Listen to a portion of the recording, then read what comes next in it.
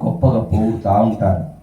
కానీ ఒక సమయం వచ్చిన తర్వాత, ఒకానొక సమయంలో వారికి అనుకున్నది, వారు కోరుకున్నది జరిగినప్పుడు, వారి మాట విననప్పుడు ఏం చేస్తారంటే, నేనెందుకు వినాలి, నేనెందుకు రావాలి అని చెప్పేసి సహవాసానికి ఆగేవారు, రాకుండా పోయేటువంటి వారు, సహవాసానికి బంద్ అయ్యేవారు కూడా ఉంటారు. అయితే ఇలా వెళ్ళిపోతున్నప్పుడు యేసు ప్రభువారు వారిని అడిగారు, కొద్దిమంది తన తింకుంటున్న వారిని అడిగాడు. ఏమని అడిగాడంటే, మీరు కూడా పోవాలనుకుంటున్నారా అన్నప్పుడు ఆ మిగిలినటువంటి వారు చెప్పిన మాట ఏంటంటే, ఎక్కడికి వెళ్తాం ప్రభువా, మేము ఇక్కడికి వెళ్ళాము. ఎందుకు వెళ్ళామంటే, నీవే నిత్య జీవపు మాటలు కలవాడవు, నువ్వు దేవుని అభిషక్తుడవు, దేవుని పరిశుద్ధుడవు, మెస్సయ్యవు నీవే, దేవుని యొద్ద నుండి పంపబడిన వాడవు నీవని మేము తెలుసుకొని విశ్వసించాం.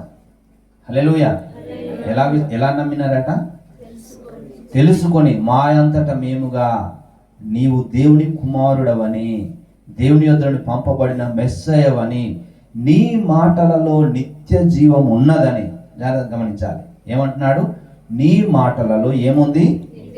నిత్య జీవం ఉందని చెప్పేసి మేము తెలుసుకున్నాం. కనుక ఈ నిత్య జీవపు మాటలు ఇంక మాకు లోకంలో ఎక్కడ, ఎవరి దగ్గర దొరకవు, నీ యొద్దనే ఉన్నాయి. కనుక మేము మిగతా వారు పోయినట్లుగా మేము వెళ్ళము, నీతోనే కొనసాగుతాం, నిన్నే వెంబడిస్తాం.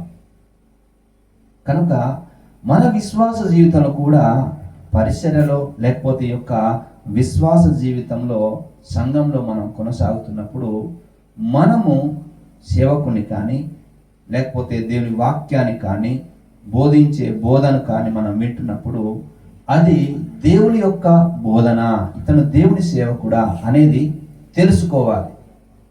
గుడ్డిగా వెంబడించినమనుకోండి, దేవుని యొద్ద నుండి వచ్చిన బోధ, దేవుని సేవకుడు, దేవుడు అభిషేకించాడు, దేవుడు పంపించాడని మనకు తెలిస్తే, అప్పుడు మన యొక్క ఆలోచన విధానం, మన మాట తీరు ఒక రకంగా ఉంటుంది.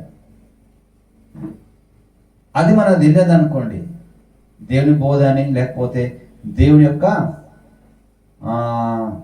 పంపబడిన వాడని, దేవుని సేవకుడని, అభిషిక్తుడని, ఇది దేవుని వాక్యం అని ఎప్పుడైతే మనం అర్థం చేసుకోమో అప్పుడు బరిదెగిస్తారన్నమాట. బరిదెగించడం అంటే ఏమో మనకు తెలుసు.